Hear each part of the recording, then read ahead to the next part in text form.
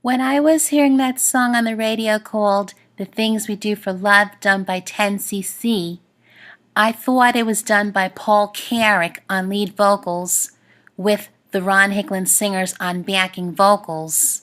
In addition to the Mike Sam's singers, Eric Stewart and Graham Gouldman, but to my surprise, it was Eric Stewart providing the lead vocals on that tune instead of Paul.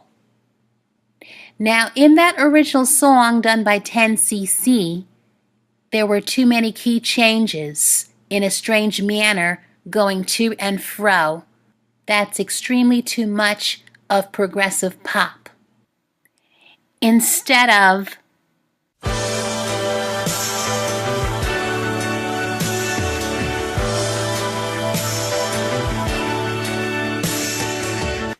that was left unmodified, we'd rather do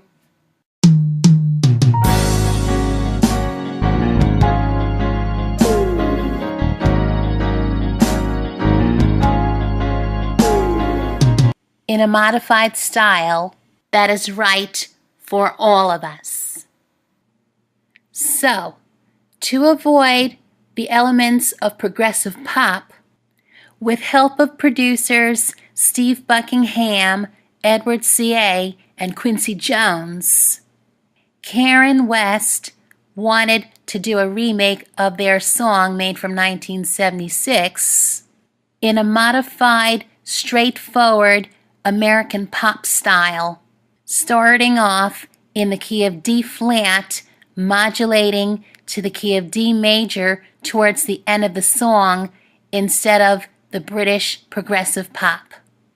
And when she did that, that was all the way back in 1982.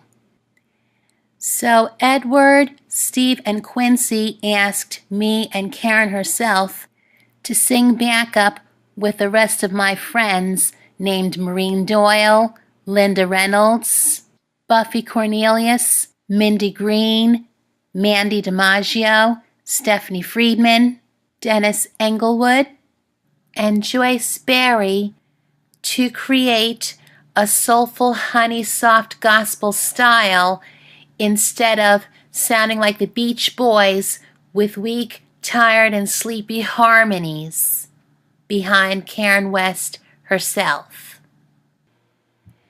That means our dream was to sound like a soulful family chorus of backing singers named Carolyn Willis, Maudie McCall, Jim Gilstrap, Julia and Maxine Waters, Lisa Roberts, Myrna Matthews, Brooks Honeycutt, Orrin Waters, Stephanie Spruill, Patricia Henderson, and so on, with soulful honey voices in the background on our version, with Karen singing the lead.